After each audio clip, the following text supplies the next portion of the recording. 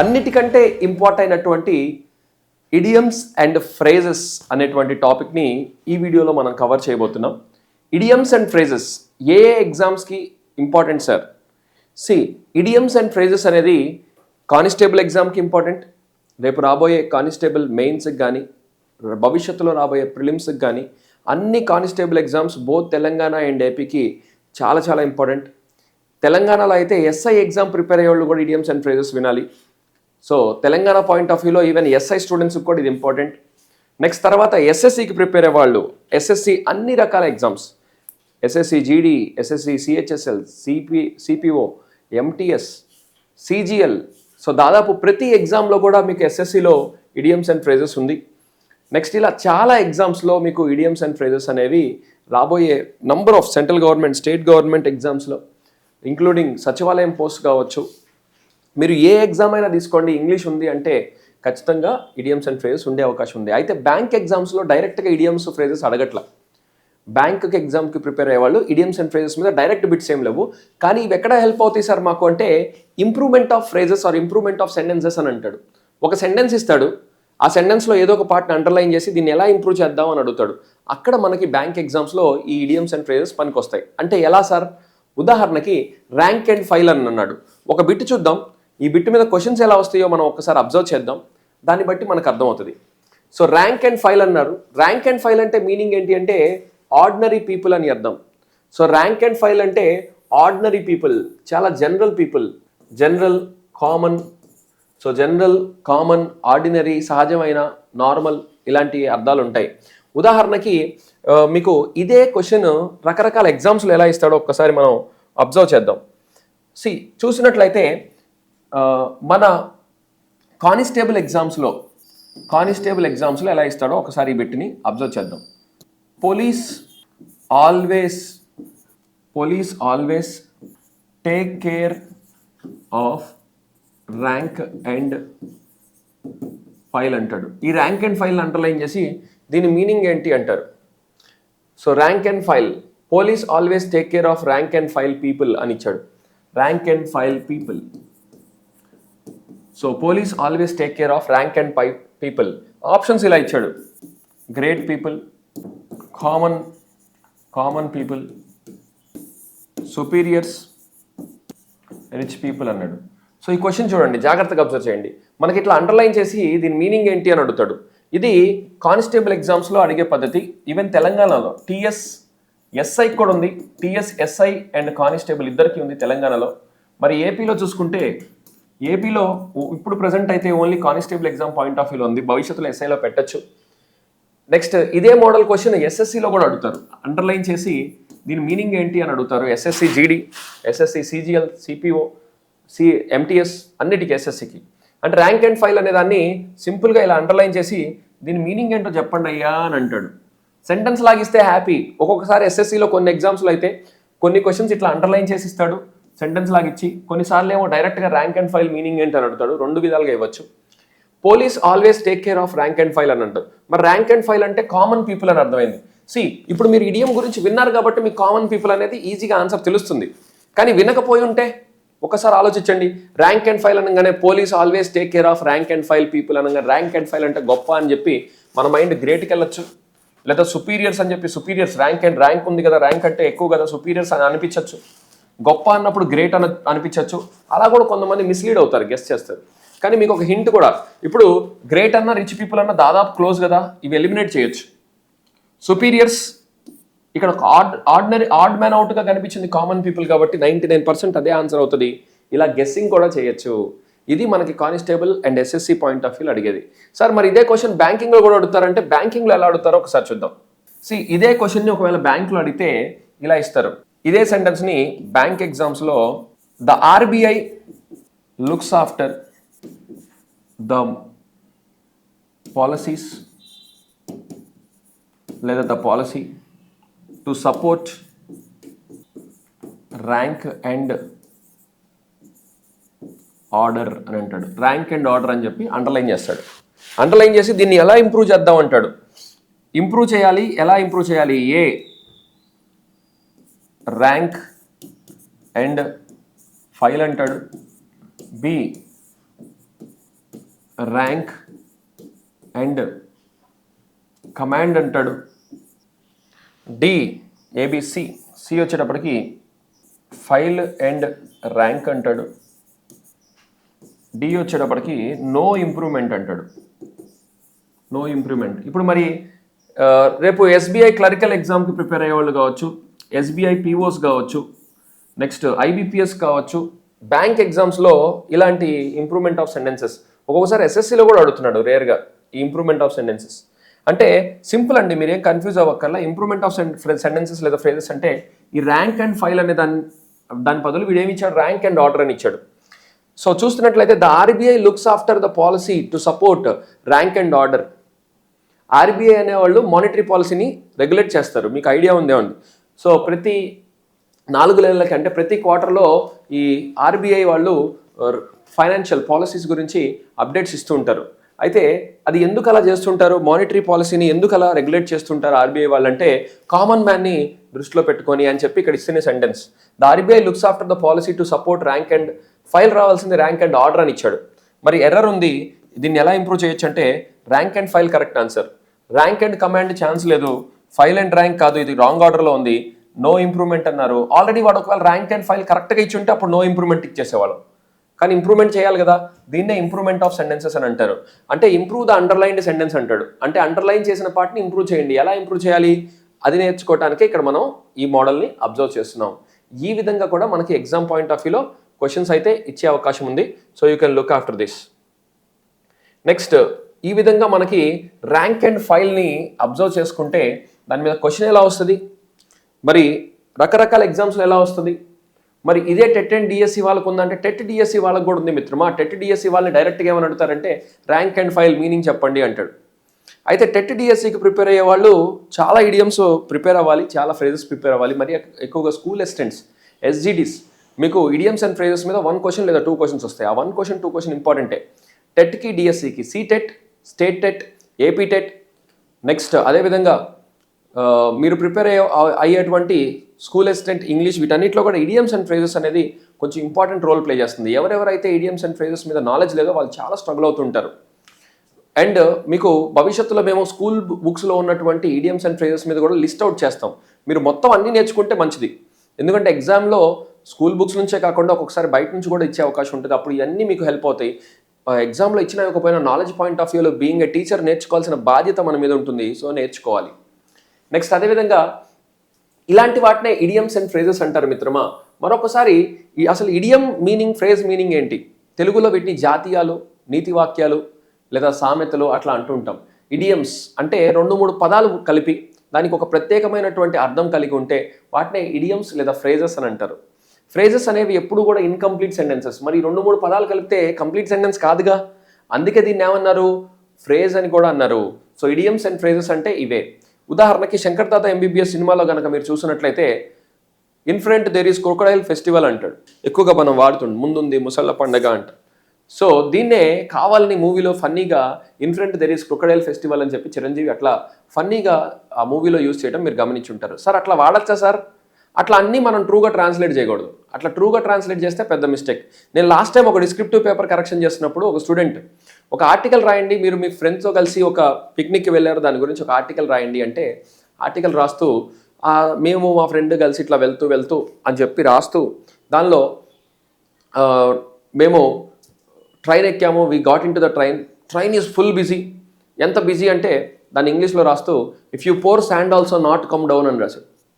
కాసేపు అర్థం కాల, if you pour sand also not come down ఏంటా అని చెప్పి ఒక్క నిమిషం ఆలోచించాం. Pour sand not come down అంటే ఆ తర్వాత కాసేపటికి లైట్ వెలిగింది. ఏమని అంటే తెలుగులో ఇసుకేస్తే రాళ్ళంత జనం, అంటే ట్రైన్ చాలా బిజీగా ఉంది. ఎంత బిజీగా ఉందంటే ఇసుకేస్తే రాళ్ళంత జనం ఉన్నారని ఆ అబ్బాయో లేదా అమ్మాయో అభిప్రాయం చెప్పడానికి. సో వాళ్ళు ఏంటంటే if you pour sand also not come down అని రాశారు. అట్లా రాశారంటే అది పెద్ద మిస్టేక్. అలా వాడకూడదా సార్ తెలుగులోవి అంటే శంకర్ దాదా ఎంబీబీఎస్ సినిమాలో వాడినట్టు ఉంటుంది. ఇల్లు అలగ్గానే పండగ కాదు, హౌస్ పేస్టింగ్ నో ఫెస్టివల్. ముందుంది ముసళ్ళ పండగ, so in front there is crocodile festival. So that's kind of things we should not use. So అది చాలా ఇంపార్టెంట్. మరి అట్లా రాంగ్గా గెస్ చేస్తారని చెప్పే స్టూడెంట్స్ని ఇడియమ్స్ అండ్ ఫ్రేజెస్లో కన్ఫ్యూజ్ చేస్తూ ఉంటారు ఎగ్జామినర్. అదే ఎగ్జామినర్ నాలెడ్జ్ ఉన్న వాళ్ళని, నాలెడ్జ్ లేని వాళ్ళని డిఫరెన్షియేట్ చేయడానికి ఇడియమ్స్ అండ్ ఫ్రేజెస్ని బాగా యూస్ చేస్తుంటారు. సో మనం నేర్చుకోవాల్సిన బాధ్యత ఉంటుంది మనకి. So let us see the next one. So ఇట్లా మనం ఈ వీడియోలో వరుసగా ఇడియమ్స్ అండ్ ఫ్రేజెస్ చెప్పుకుంటూ వెళ్తాం. మీరు హ్యాపీగా వీడియోని పాజ్ చేసుకుంటూ చక్కగా ప్రతిదీ నోట్ చేసుకొని ఒక మంచి నోట్స్ని తయారు చేసుకోండి. మీ దగ్గర ఉండే నోట్స్ మొత్తం ఈ వీడియోస్ అన్నీ మీరు వాచ్ చేసేటప్పటికి ఒక నోట్స్ కంప్లీట్ అయిపోవాలి. అండ్ అవన్నీ రివిజన్కి బాగా పనికొస్తాయి. మోస్ట్ ఇంపార్టెంట్గా వచ్చినప్పుడు చెప్తాను, అవి స్టార్ మార్క్స్ పెట్టుకోండి. ఎగ్జామ్స్లో ఎక్కువగా రిపీట్ అవుతున్నాయి. ఎలాంటి ఎగ్జామ్స్లో ఎలా క్వశ్చన్స్ వస్తున్నాయో కూడా చెప్పాను. దాన్ని బట్టి మీరు ఎక్స్ట్రా మోడల్ పేపర్స్ తర్వాత ఈ వీడియోస్ తర్వాత మోడల్ పేపర్స్ కూడా చేస్తాం వీడియోస్. అవి కూడా మీరు ఒక్కసారి వాచ్ చేసుకుంటూ వెళ్తే మీకు ఇంకా బాగా అర్థమవుతుంది. సో ర్యాంక్ అండ్ ఫైల్ అంటే ఇది ordinary people, common people, general people ఇలాంటి వాళ్ళని ర్యాంక్ అండ్ ఫైల్ అని అంటారు. నెక్స్ట్ అదేవిధంగా by bits and starts, very important question, గతంలో అడగటం కూడా జరిగింది. By bits and starts, sir bits and starts అంటే ఏంటి సార్? సో దీనికి 5 star rating with 1 red star కూడా ఇవ్వచ్చు. సో బిట్స్ అండ్ స్టార్ట్స్ అంటే స్టార్ట్ చేయడం ఆపేసేయడం. కొంతమంది ఉంటారు పుస్తకం తెరుస్తారు, ఓ 2 క్వశ్చన్ చదవగానే నెమ్మదిగా మైండ్ పక్కన పెట్టి నిద్రపోరా అంటారు, ఎమ్మటే పక్కన పెట్టి నిద్రపోతూ ఉంటారు. మళ్ళీ కాసేపటికి లేదు నేను చదవాలని చెప్పి మళ్ళీ పుస్తకం ఓపెన్ చేస్తారు. అంటే బిట్స్ అండ్ స్టార్ట్స్, కాసేపు చదువుతున్నారు కాసేపు ఆపేస్తున్నారు, కాసేపు చదువుతున్నారు కాసేపు ఆపేస్తున్నారు. సో రెస్ట్ తీసుకోవడంలో తప్పలేదు, బట్ స్టిల్ కన్సిస్టెన్సీ ఉండాలి. చదివిన కాసేపు అయినా బాగా చదవాలి. సో అలా కాకుండా కొంతమంది చదువుతారు పక్కన పడేస్తారు, చదువుతారు పక్కన, అంటే కన్సిస్టెంట్గా ఉండరు. సో అలా కన్సిస్టెంట్గా లేకపోతే బిట్స్ అండ్ స్టార్ట్స్ అని అంటారు. In short periods, not regularly లేదా ఇర్రెగ్యులర్ అనొచ్చు, ఇన్ షార్ట్ పీరియడ్స్ అనొచ్చు, ఇన్కన్సిస్టెంట్ అనొచ్చు, కన్సిస్టెంట్గా లేకపోవటం అనొచ్చు. ఇలాంటివన్నీ దీని యొక్క అర్థాలుగా ఉంటాయి. నెక్స్ట్ ఏ వీ బిట్ అంటే లిటిల్ బిట్ అని అర్థం. ఏ వీ బిట్ అంటే ఎ లిటిల్ బిట్ అని అర్థం. So A we bit, a little bit కొంచెం, చాలా తక్కువ, very less, a little. Last time constable ఎగ్జామ్లో ఏ లిటిల్, ఎ ఫ్యూ వీటికి ముందు ఆర్టికల్ వస్తుందా రాదా అని చెప్పి ఒక బ్లాంక్ ఇచ్చాడు. మొన్న ప్రిలిమ్స్లో వచ్చింది. ప్రిలిమ్స్ రాసిన మీ అందరికీ తెలిసే ఉంటుంది. ఎ లిటిల్ నాలెడ్జ్ ఈజ్ డేంజరస్ అని ఒక సెంటెన్స్ ఇచ్చారు. సో మీరు రాసే ఉంటారు, రాసిన ప్రతి ఒక్కరికి ఇది గుర్తొచ్చే ఉంటుంది, ఎ లిటిల్ నాలెడ్జ్. సో లిటిల్ అనేది అన్కౌంటబుల్ నౌన్కి వాడతారు, లిటిల్ అనేది అన్కౌంటబుల్ నౌన్కి వాడతారు. లెక్క పెట్టడానికి కుదరని దానికి లిటిల్ వాడతారు. ఎ లిటిల్ నాలెడ్జ్ అనేది అన్కౌంటబుల్ కాబట్టి ఎ లిటిల్ నాలెడ్జ్. కౌంటబుల్కి ఫ్యూ అని వాడతాం, లెక్క పెట్టగలిగితే ఫ్యూ అని వాడతాం. A few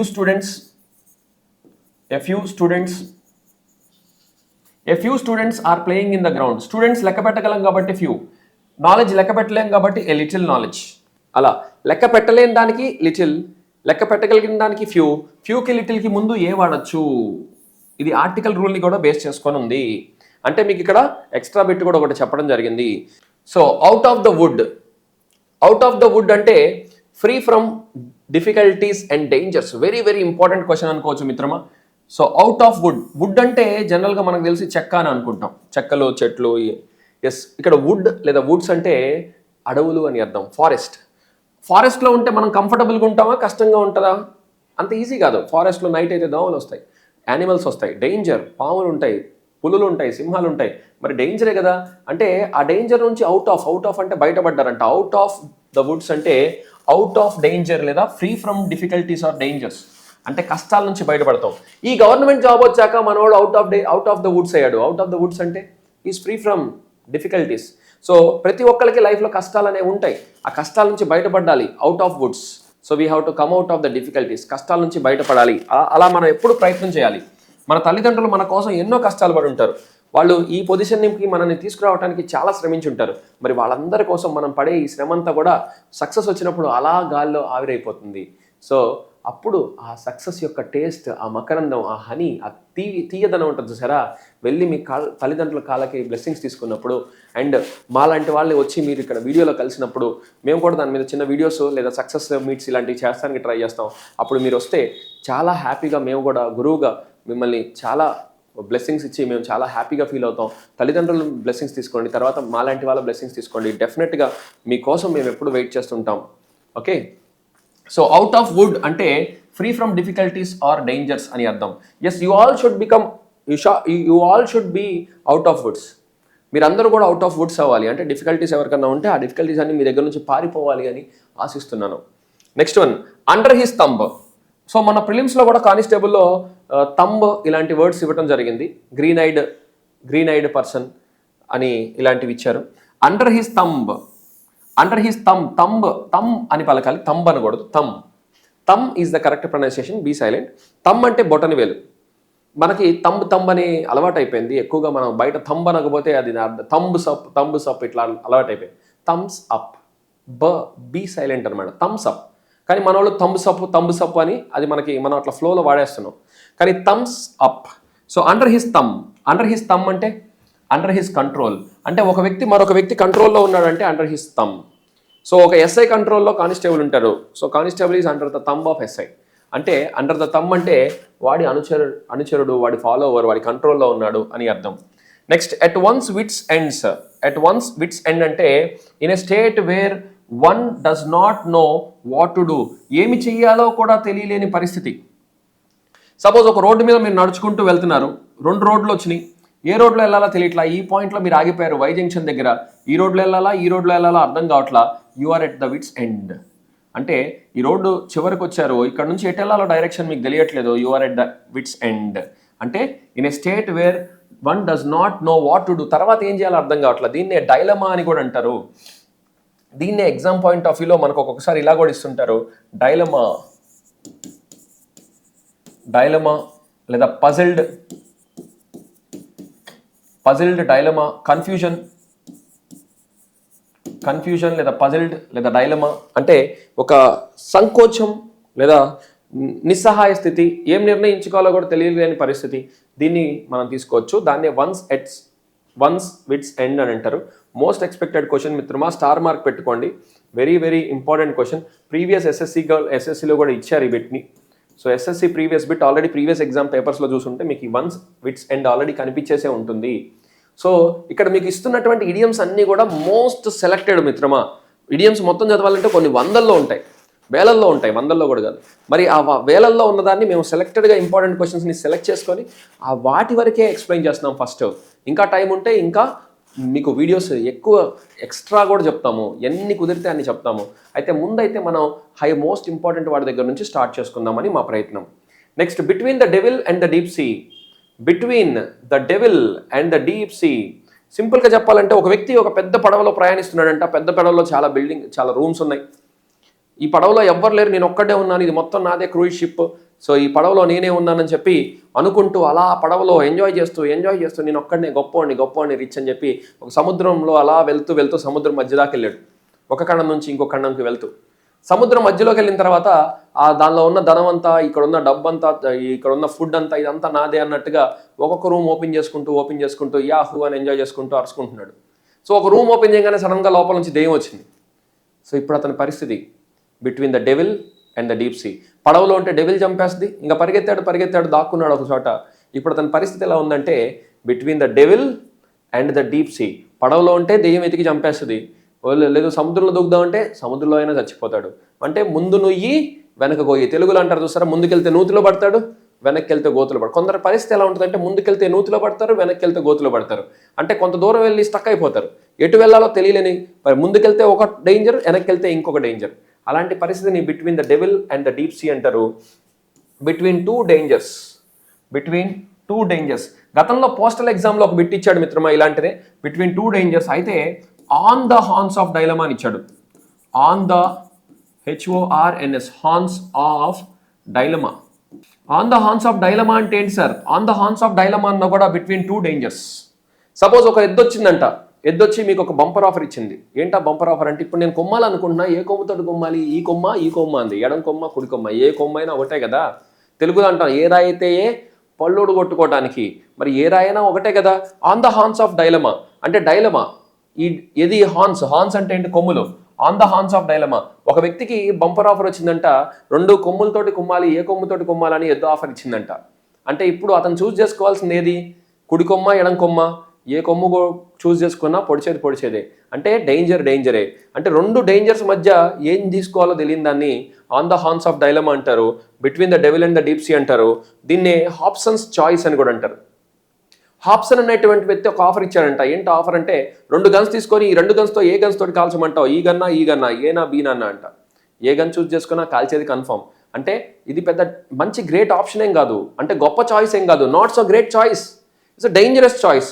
so you have to choose between the 2 difficulties or 2 dangers. 2 డేంజర్స్లో ఈ కన్ను గొప్పదా అంటే ఏ కన్ను అయినా 2 కళ్ళు ఇంపార్టెంటే కదా, 2 కళ్ళు ఉంటేనే బాగా కళ్ళు కనిపిస్తాయి. తల్లి ఇంపార్టెంటా తండ్రి ఇంపార్టెంట్ అంటే ఖచ్చితంగా ఇద్దరు ఇంపార్టెంటే. సో అలా ఏంటంటే రెండు సమమైనటువంటి డేంజర్స్ మధ్య ఒకటి చూస్ చేసుకోండి అంటే దాంతే on the horns of dilemma అంటారు, లేదా between the devil and the deep sea అంటారు. Next one, burn the mid night oil. So burn the mid night oil అంటే work or study hard. So mid night oil అనగానే రాత్రిపూట oil కాల్స్తాం ఇట్లా అనుకోదు. రాత్రిపూట ఎవరు oil కాల్చేది కాదు. బర్న్ అంటే కాల్చడం, మిడ్ నైట్ అంటే రాత్రి, ఆయిల్ అంటే ఆయిల్ కదా, అట్లా కన్ఫ్యూజ్ అయ్యే వాళ్ళు కూడా ఉంటారు. కానీ ఇది చాలా ఇంపార్టెంట్ క్వశ్చన్. ఏంటది అంటే burn the mid night oil. కొంతమంది రాత్రిపూట కష్టపడి చదువుతూ ఉంటారు. అంటే దీపం పెట్టుకొని దీపం వెలుగులో చదివారంటారు చూసారా, మన పుస్తకాల్లో కూడా చదివి ఉంటాం. రాత్రుల పూట కష్టపడి దీపం వెలుగులో, గుడ్డి దీపం వెలుగులో చదివి ఐఏఎస్లు అయ్యారు, ఐపీఎస్లు అయ్యారు అంటాం. అదే ఇది. So burn mid night oil అంటే వర్క్ హార్డ్, అంటే రాత్రి వరకు శ్రమించి రాత్రి కూడా ఇంకా కష్టపడి అలా రాత్రి పవర్లో కష్టపడే వాళ్ళని they are burning mid night oil అంటారు. సో మీకోసం మేము చేసే ఈ వీడియోస్ కూడా we're burning mid night oil, అంటే we're working very hard. So work or study very hard or deep. So రాత్రి పవర్లో కష్టపడితే కానీ మీకు ఈ క్వాలిటీ వీడియోస్ని మేము అందించలేకపోతున్నాం. ఎందుకంటే పుస్తకాలన్నీ రిఫర్ చేసి వాటిలో మోస్ట్ ఇంపార్టెంట్ క్వశ్చన్స్ని టిక్ చేసి అవన్నీ రెడీ చేసి అవన్నీ మన వాళ్ళకిచ్చి మన డిటిపి వాళ్ళు అవన్నీ టైప్ చేసి వాటన్ని ఒక ఆర్డర్లో పెట్టి, ఆర్డర్ కూడా ఇంపార్టెన్స్ వైజ్ ఆర్డర్లో పెట్టుకొని వాటన్నిటిని సెలెక్టివ్గా పెట్టి మళ్ళీ వాటిని ఏ విధంగా ఎక్స్ప్లెయిన్ చేస్తే పిల్లలకు బాగా గుర్తుంటుంది, ఎలా చెప్తే దానికి ఆ ట్రిక్ బాగా గుర్తుంటుంది, అవన్నీ ప్లాన్ చేసి మళ్ళీ ఆ వీడియోస్ని ఎగ్జిక్యూట్ చేసి రాత్రి పగలు కష్టపడితే ఇట్లాంటి చిన్న చిన్న వీడియోస్ మీ ముందుకి ఈజీగా సింపుల్గా ఫోన్లో వాచ్ చేయడానికి మీకు వస్తుంది. Call a spade. One of the most important క్వశ్చన్స్లో మరొకటి. కాల్ ఏ స్పెయిడ్ అంటే స్పీక్ ఫ్రాంక్లీ అండ్ డైరెక్ట్లీ, అంటే ఉన్నది ఉన్నట్టుగా చెప్పడం. చాలా చాలా ఇంపార్టెంట్ మిత్రమా. స్టార్ మార్క్ పెట్టుకోండి, స్టార్ రేటింగ్ ఇవ్వండి. So most important 5 star rating ఇవ్వచ్చు ఈ క్వశ్చన్కి. So call a స్పెయిడ్. స్పెయిడ్ని స్పెయిడ్ అని పిలిచారంటే ఉన్నది ఉన్నట్టుగా చెప్పారు. దీన్నే ఫ్రాంక్గా చెప్పటం అంటారు, క్యాండిడ్ అని కూడా అంటారు. సో వొకాబులరీ పాయింట్ ఆఫ్ వ్యూలో క్యాండిడ్ అంటే ఏమీ దాచుకోకుండా ట్రూగా నిజాయితీగా ఉన్నది ఉన్నట్టుగా చెప్పే వాళ్ళని క్యాండిడ్ పీపుల్ అంటారు, స్ట్రైట్ ఫార్వర్డ్ పీపుల్ అంటారు. వాళ్ళ దగ్గర ఏవి మనసులో ఉండదు, ఏదున్నా ఓపెన్గా ఉంటారు, స్ట్రైట్ ఫార్వర్డ్గా ఉంటారు, ముక్కుసూటిగా మాట్లాడతారు. వాళ్ళని కాలింగ్ ఏ స్పెయిడ్ అంటారు. So we must always call a spade. మనం ఎప్పుడు కూడా స్పెయిడ్ని స్పెయిడ్ లాగా బిహేవ్ చేసే వ్యక్తుల్లాగా ఉండాలి. మనసులో ఒకటి పెట్టి బయటకి ఇంకొకలాగా నటించకూడదు. ట్రాన్స్పరెంట్గా ఉండాలి, ట్రూగా ఉండాలి అని గుర్తుపెట్టుకోవాలి. So call a spade means to be transparent or to be genuine or to be true, ఇలాంటి అర్థాలని మనం తీసుకోవచ్చు. Come off with flying colours అంటే చాలా గొప్పగా సక్సెస్ అవ్వటం. సపోజ్ మీరు ఎప్పుడన్నా చూస్తే ఎవరైనా సక్సెస్ అయినప్పుడు మంచి మంచి కలర్ఫుల్ జెండాలు పెడుతుంటారు. సో దాన్నే come off with flying colours అని అంటాం.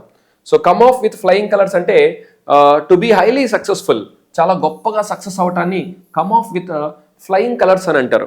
అంటే to become great or to become successful or చాలా చాలా గొప్పగా ఏదన్నా అనుకున్న ఘనతని సాధిస్తే come off with flying colours. మీరు ఈరోజు కష్టపడి జాబ్ సాధిస్తే రేపొద్దున you are all coming off with flying colours అంటే ఎస్, మీరు ఎప్పుడైనా చూసారా మనకి రిపబ్లిక్ డే అప్పుడు ఫ్లైట్స్లో వెళ్తూ మన వాళ్ళు వెనకమాల జాతీయ జెండా రంగుని అలా ఫ్లయింగ్ కలర్స్లో వేస్తూ వెళ్తారు. అంటే అది సక్సెస్కి ఒక చిహ్నం అనుకోవచ్చు. Come off with flying colours means to be successful or in a great manner. Success అవ్వటం, సక్సెస్ఫుల్గా ఉండటం అని మనం తీసుకోవచ్చు.